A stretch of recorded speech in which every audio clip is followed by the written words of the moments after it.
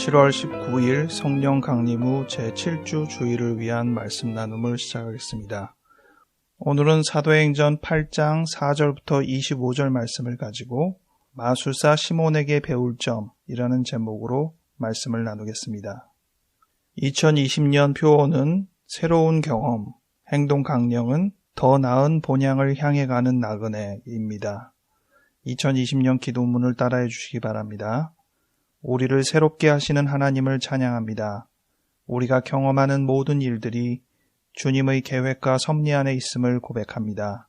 놀라운 하루를 열어주소서. 우리가 맞이하겠습니다.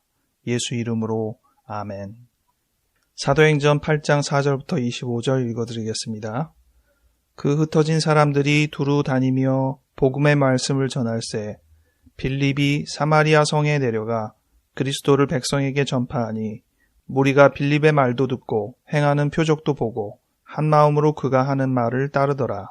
많은 사람에게 붙었던 더러운 귀신들이 크게 소리를 지르며 나가고 또 많은 중풍병자와 못 걷는 사람이 나으니 그 성에 큰 기쁨이 있더라.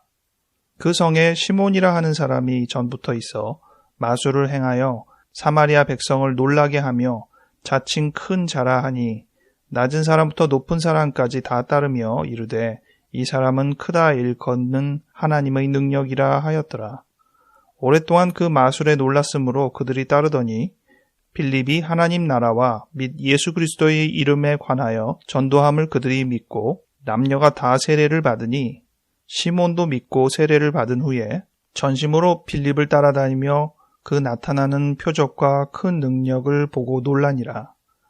예루살렘에 있는 사도들이 사마리아도 하나님의 말씀을 받았다 함을 듣고 베드로와 요한을 보내매 그들이 내려가서 그들을 위하여 성령 받기를 기도하니 이는 아직 한 사람에게도 성령 내리신 일이 없고 오직 주 예수의 이름으로 세례만 받을 뿐이더라. 이에 두 사도가 그들에게 안수하매 성령을 받는지라. 시몬이 사도들의 안수로 성령 받는 것을 보고 돈을 들여 이르되 이 권능을 내게도 주어 누구든지 내가 안수하는 사람은 성령을 받게 하여 주소서 하니 베드로가 이르되 네가 하나님의 선물을 돈 주고 살 줄로 생각하였으니 네 은과 네가 함께 망할지어다. 하나님 앞에서 네 마음이 바르지 못하니 이 도에는 네가 관계도 없고 분깃될 것도 없느니라. 그러므로 너희 이 악함을 회개하고 주께 기도하라. 혹 마음에 품은 것을 사하여 주시리라. 내가 보니 너는 악독이 가득하며 불의에 매인 바 되었도다. 시몬이 대답하여 이르되 나를 위하여 주께 기도하여 말한 것이 하나도 내게 임하지 않게 하소서 하니라. 두 사도가 주의 말씀을 증언하여 말한 후 예루살렘으로 돌아갈새 사마리아인의 여러 마을에서 복음을 전하니라. 아멘. 오늘 제가 본문을 사도행전 8장으로 정했는데 주일 성서 일과 중에 해당되는 본문이 창세기 28장, 시편 139편, 로마서 8장, 마태복음 13장이 나와 있습니다. 이 로마서 8장을 제가 착각하고 사도행전 8장을 읽었어요. 그런데 그 말씀 중에 더 저의 마음에 다가오는 부분이 있어서 오늘은 본문을 사도행전 8장으로 정하게 되었습니다. 시편 139편도 오늘의 말씀과 조금 연결이 될 수 있는 말씀이긴 한데 1절 여호와께서 주께서 나를 살펴보셨으므로 나를 아시나이다. 주께서 내가 앉고 일어섬을 아시고 멀리서도 나의 생각을 밝게 하시오며 이렇게 이어지면서 우리가 잘 아는 구절은 7절 이후로 내가 주의 영을 떠나 어디로 가며 주의 앞에서 어디로 피하리까? 내가 하늘에 올라갈지라도 거기 계시며 수월에 내 자리를 펼지라도 거기 계시나이다. 이렇게 이어지는 시편 139편의 말씀을 우리가 생각해 볼 수 있습니다. 이 말씀은 하나님께서 나의 모든 것을 속속들이 아신다. 그러한 내용으로 받아들일 수 있는데 우리가 우리 자신의 여러 부분을 아무리 감추어도 모든 것들을 훤히 아시는 주님 앞에서 감춰지지 않는다. 이런 부분을 생각해 보게 됩니다. 그런데 아주 역설적인 부분으로 오늘 마술사 시몬에 대해서 생각을 하면서 우리의 일반적인 통념을 좀 바꿔보는 그런 시간을 가졌으면 좋겠습니다. 성경은 근본적인 취지가 있죠. 그것이 선한 의도로 사용된다고 생각합니다. 그런데 예상외로 성경은 상대방을 비난하거나 혐오하거나 또 자신 혹은 자신이 속한 무리가 상대적으로 더 위대하다라는 입장을 보여주기 위해서 성경을 사용하는 예도 상당히 많습니다. 이러한 부분은 성경을 통해서 이루어지면 안 돼야 될 부분인 것처럼 생각되지만 생각 외로 그러한 부분이 비일비재하게 벌어집니다. 대표적인 것은 유대인의 선민의식이라 하겠습니다. 유대인은 말씀을 통해서 여호와 하나님이 우리의 하나님이다 라는 부분을 자긍심으로 느끼는 수준을 넘어서서 다른 민족보다 우월하다는 부분으로 구체화했습니다. 특히 창세기의 말씀들을 보면 주변의 국가들을 얼마나 폄하했는지를 생각해 보게 됩니다. 첫 번째 창세기 20장에 보면 아브라함의 조카 롯이 소돔과 고모라에서 피신하면서 결국은 그 아내는 소금 기둥이 되고 두 딸은 아버지 롯과 성관계를 통해서 자식을 낳는 아주 비극적인 상황이 연출이 되죠. 그리고 그 상황 속에서 낳은 자녀로 이루어진 족속이 모압과 암몬 족속입니다. 이게 왜 성경에 이렇게 기록되어 있겠습니까? 이스라엘 백성이 모압과 암몬 족속을 보면서 저것들은 저런 족속이야 라고 비난하는 용도로 사용되는 것입니다. 사실 우리가 생각해 볼 때 부모의 죄를 자식에게 뭐라고 할 정도도 왜곡된 상황이라고 볼 수 있는데 몇 세대를 거쳐서 그 족속이 계속 조상의 죄를 시내림처럼 이어받아서 저주를 받아야 되거나 욕을 받아야 된다면 그건 말이 안 되지 않습니까? 근데 그러한 상황이 연출되는 이유는 바로 이러한 성경의 말씀 때문입니다. 두 번째로 아브라함의 소실 이스마엘의 경우도 이삭이라는 하나님의 약속된 씨와 달리 사라의 종인 하갈을 통해서 낳은 자녀라는 부분이 부각됩니다. 이스마엘은 이슬람이라는 종교적인 대상의 조상이 되죠. 그래서 이슬람에 대해서 그리고 이슬람 국가에 대해서 전체적으로 폄하할 때 항상 이 이스마엘을 언급하게 됩니다. 세 번째로는 야곱과 에서를 대비할 수 있는데 에서의 자손들, 에돔 족속이죠. 에돔이란 용어가 등장하는 것이 창세기 25장 30절에 보면 팥죽 한 그릇을 얻어먹기 위해서 그 붉은 것 좀 다오 라고 해서 그 붉은 것이라는 의미로 에서의 별명이 에돔이 되었다라고 적혀 있습니다. 이 표현 자체도 상당히 비아냥거리는 느낌이 들어있잖아요. 이 또한 이스라엘 백성이 주변국인 에돔 족속에 대해서 어떤 식으로 그들을 평가했는지를 잘 드러내는 말씀입니다. 마지막 네 번째로 창세기 9장에 보면 노아의 아들이 여러 등장하는데 그 중에서 함이 받은 저주가 나오죠. 함은 노아가 술 취해서 아랫도리를 벗고 추태를 보이는 어떤 그런 모습을 감추지 않고 아버지가 지금 저렇다라고 사람들한테 알린 부분으로 저주를 받은 것으로 되어 있습니다. 그런데 이 구절을 인용하면서 함 족속은 결국 저주의 족속이고 흑인의 조상이다. 이렇게 전달을 많이 받았습니다. 실제로 조상이 되는지도 불분명하거니와 그런 식으로 엮어지면서 그러니까 흑인은 저주를 받을 만해 라고 합리화하는 그 논리가 왜곡된 것이죠. 이런 식으로 성경은 생각 외로 누군가를 비난하고 혐오하기 위해서 그리고 그들보다 우리가 더 우월하다는 것을 알리기 위해서 사용되는 도구로 꽤나 많이 이용되고 있고 현재도 사실 그렇게 이용되고 있습니다. 신약 성경에서도 몇몇 대상은 비난의 대상이 됩니다.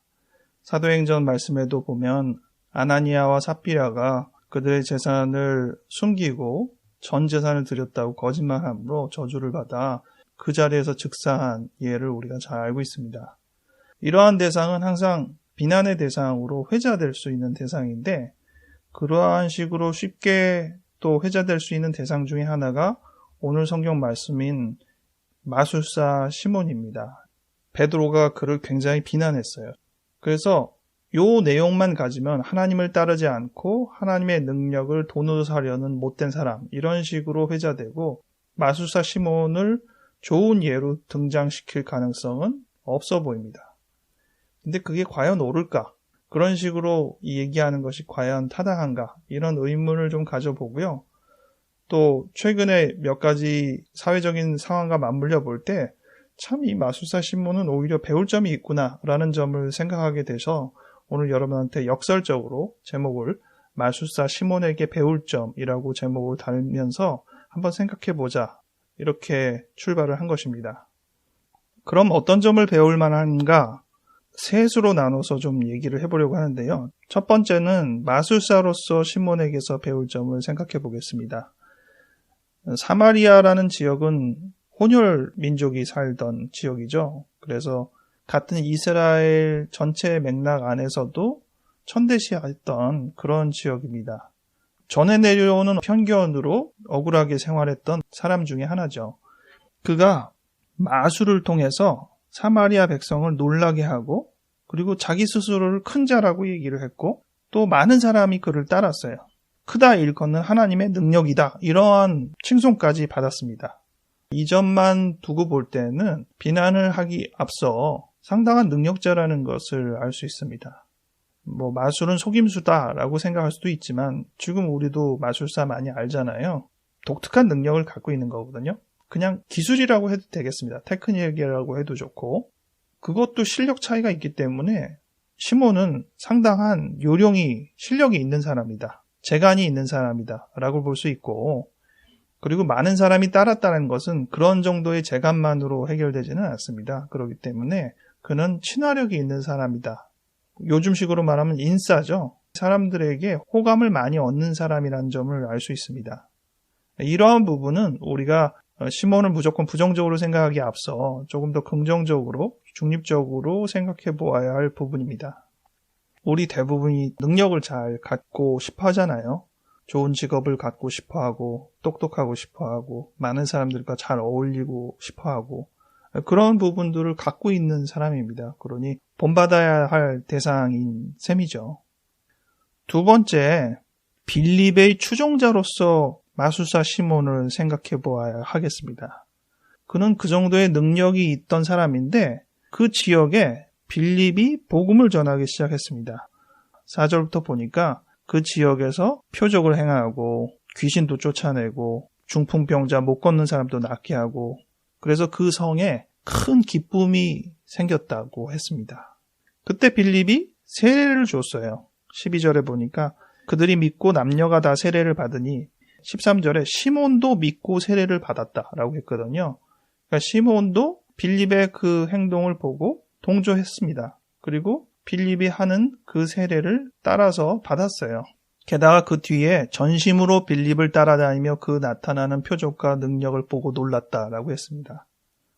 이 점을 통해서 또 배울 점이 있습니다. 첫 번째는 무엇이 좋은지를 분별할 수 있었던 사람입니다. 그 동네에서 마술사로서 큰 명성을 갖고 있던 사람이기 때문에 설령 다른 능력이 더 좋아 보여도 자기 능력에 안주하고 다른 능력을 폄하할 수도 있을 텐데, 마술사 시몬은 그러지 않았어요. 오, 저거 훌륭한데? 라고 그 부분을 냉정하게 솔직하게 인정을 했습니다. 이런 점은 좀 배울만 해요. 자기가 여러 가지의 기득권을 갖고 있음에도 불구하고 오, 저게 훨씬 더 좋은데? 라고 생각할 수 있는 그러한 자세, 정말 배울만 합니다. 그리고 파벌을 형성하는 특성을 크게 보이지 않았던 것 같습니다. 자기가 어떻게 보면 이 사마리아의 기득권자예요. 자기 영역이란 말이에요. 근데 지금 빌립이라는 사람이 자기 영역이 들어와서 새로운 영역을 형성하고 있는데, 대립관계 형성하면서 권력적인 싸움도 벌어질 수 있고 비난하고 힐난할 수도 있고, 이러한 상황인데도 불구하고 시몬은 그렇게 하지 않았습니다. 수용하고 받아들이고 전심으로 빌립을 따라다녔다고 했거든요. 그러니까 이러한 부분은 그 인간관계적인 특성을 잘 보여준다고 생각합니다. 마지막 부분이 제가 오늘 가장 비중 있게 생각하는 부분인데요. 베드로와 요한의 능력을 체험한 자로서의 마술사 시몬을 생각해 보면 좋겠습니다. 사마리아 지역에 복음이 전파되었다는 것을 예루살렘의 사도들이 듣고 베드로와 요한이 직접 그 지역을 방문했습니다. 보니까 세례는 받았지만 아직 성령을 받지를 않았어요. 그래서 그들이 안수하며 성령을 받게 하니 그들이 또 놀라운 체험을 하게 됐습니다. 그것을 또 시몬이 냉정하게 본 것이죠. 시몬은 돈을 줬습니다. 그리고 이 능력을 나한테도 주셔서 내가 안수하는 사람마다 이 성령을 받게 해 주십시오 라고 요구를 했던 겁니다. 이것 때문에 베드로에게 비난을 받은 것이죠. 어떻게 하나님의 선물을 돈으로 주고 살려고 생각하느냐. 그런데 이 부분에서 우리가 좀 관점을 바꿔보자고요. 솔직하다는 게 꼭 나쁜 겁니까? 물론 덕분에 얼마나 시몬이 얄팍하게 생각했는지가 만천하에 드러났습니다. 그렇지만 우리 대부분은 그런 것들이 드러날까봐 오히려 숨기잖아요. 자기의 부족함을 숨기고, 자기의 얍삽함을 숨기고, 자기의 나쁜 의도를 숨기고, 그럴싸하게 포장하면서 보이잖아요. 그런데 마술사 시몬은 그러지 않았습니다. 어떻게 보면 정직한 거 아닙니까? 자기의 그 본심이 탄로날 정도로 그걸 얘기를 했으니까. 그의 솔직함에 우리가 조금 더 다시 생각을 해봐야 될, 특히 요즘 같은 사회 정황에서 솔직함을 통하여서 무식이 탄로나더라도 비난을 받거나 망신을 당하더라도 이게 얼마나 훌륭한 일인가 다시금 생각해 봐야겠다는 그런 마음을 갖게 됩니다. 마술사 시몬 입장에서는 그 능력이 정말 좋은 거예요. 빌립을 따라다니면서도 그 능력이 아주 탁월했지만 베드로가 보여준 이 성령을 주는 능력이야말로 탁월함을 인정한 것입니다. 그 시선을 우리가 일단 인정해 보아야 할 필요가 있습니다. 시몬은 한계는 물론 있었어요. 어떤 한계냐면 그것을 테크닉으로 본 것이죠. 자기가 마술사 행위를 했던 똑같은 레벨 안에서 정말 테크닉이 놀라운 걸? 이렇게 생각했다고 봐야겠습니다. 그리고 자기가 늘 하던 대로 충분한 대가를 지불할 테니 나에게도 그 능력을 전수해 주십시오 라고 말을 한 것입니다. 이게 사실 나쁜 건 아니죠. 얼마면 되겠어? 이게 당연한 표현 아닙니까? 베드로가 흥분한 건 이해가 가지만 가장 정직한 표현이 되는 것입니다. 만약 그의 본심이 그렇게 악한 것이 아니었다라고 베드로가 알았다면 마술사 시몬을 잘 타이르고 하나님의 사람으로 잘 세웠을 거라고 생각을 합니다. 그런데 베드로 입장에서는 무엇이 마음에 안 들었는지 그를 굉장히 비난했습니다. 어느 정도로 비난했냐면 23절에 내가 보니까 너는 악독이 가득하며 불의에 매인 바 되었다. 대단한 비난 아닙니까? 베드로는 지금 이 지역에 오래 머문 사람도 아니고 공교롭게도 베드로 원래 이름이 시몬이거든요. 그리고 지금 마술사도 시몬이고 이름도 똑같고 어떻게 보면 야 너랑 나랑 이름이 똑같아 신기하지 않니? 하면서 친하게 지낼 수도 있을 법한 사람인데 굉장히 각을 세웠어요. 어떤 소문을 좀 들은 바가 있었겠죠. 이 사람이 예전에는 마술사였대. 지금도 우리의 무리에 참여하고는 있는데 결과적으로 보면은 자기 이득을 취하기 위해서 꼽사리 낀 게 아니냐 이런 식으로 생각했을지도 모르겠습니다. 그러나 저주를 받았던 성경에 회자되는 다른 사람의 입장과 조금 더 다른 점은 시몬은 아주 빨리 인정했어요.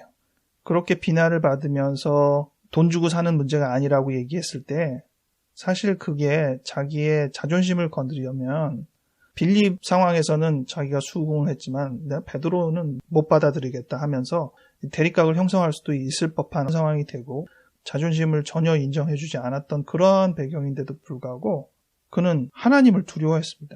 주님께 기도해서 당신이 생각하고 당신이 말한 게 하나도 나한테 임하지 않게 해주십시오 라고 베드로에게 간청을 했어요. 제가 한 말 취소합니다. 이런 뜻이죠. 제가 지금 돈으로 주고 사겠다라고 한 이러한 그 태도 정말 말도 안 되는 그런 요청이었으니까 없던 걸로 해주십시오라고 깔끔하게 인정을 한 겁니다.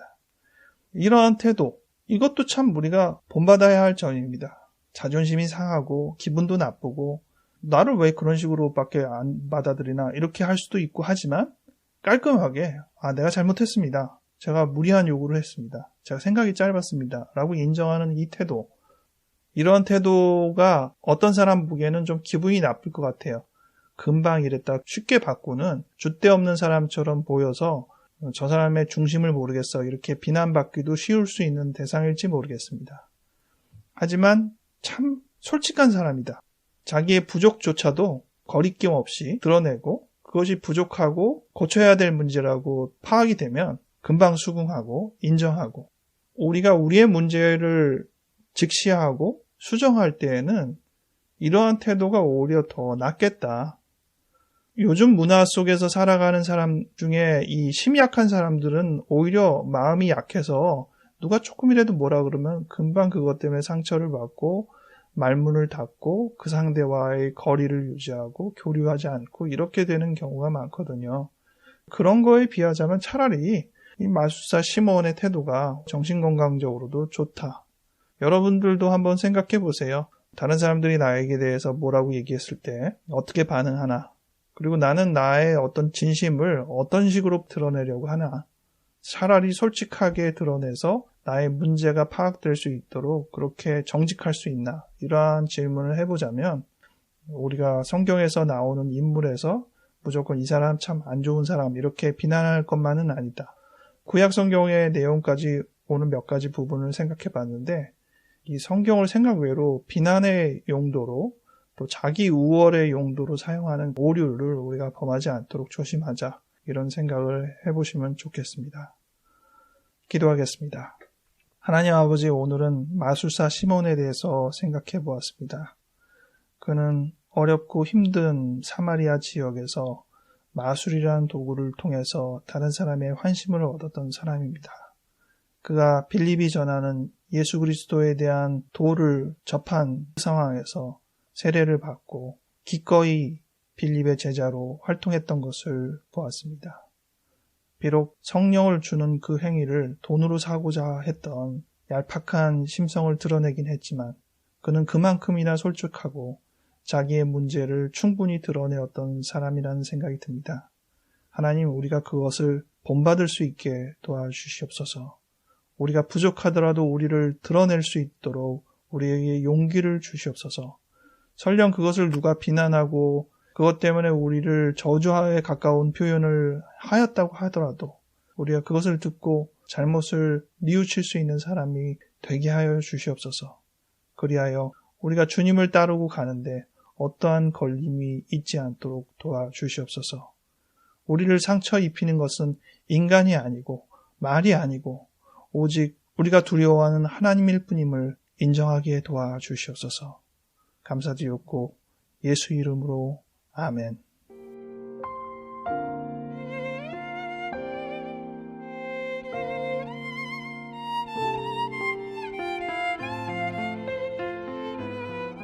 지금은 토요일날 녹음하고 있고 일요일부터는 한 2, 3일 비가 온다고 예보가 돼 있어서 어떨지 모르겠습니다. 아무쪼록 건강을 잘 유지하시면서 새로운 경험 속에서 지치지 않고 행복하게 지내시기를 기도합니다. 다음 주에 뵙겠습니다.